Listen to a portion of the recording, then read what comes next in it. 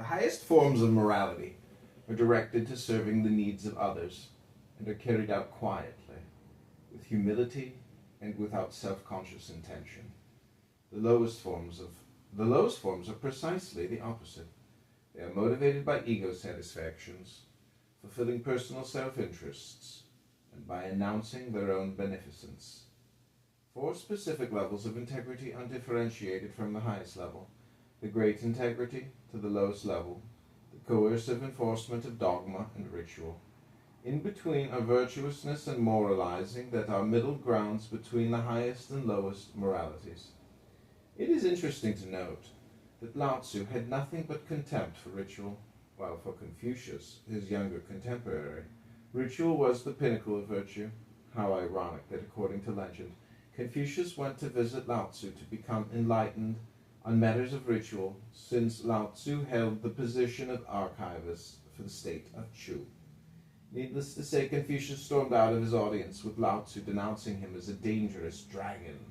Soon after this incident, it is said that Lao Tzu, only in midlife, retired from his official position and fled to the mountains to live the rest of his life in seclusion.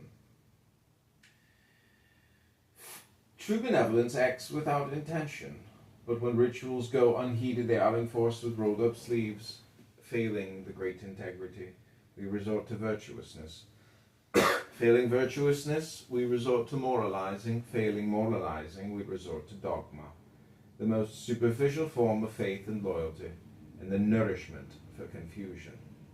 Natural persons are attracted to substance rather than form, to the nutritious fruit rather than the enticing flower, to that which dwells deeply within rather than to that which clings superficially to the surface. Verse 39, then and now. In ancient times, all entities had their own integrity and function. The sky was clear and endless, the earth was calm and firm, the gods were charged with spiritual powers, the wells were clean and full, the 10,000 creatures were healthy and fecund. Leaders were elected to plan the work and defense of the community. How wondrously concordant. If the sky were not endless, it could have fallen. If the earth were not firm, it could have burst.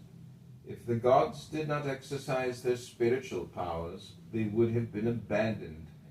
If the wells were not full, they could have dried up. If the 10,000 creatures were not productive, they could have become extinct.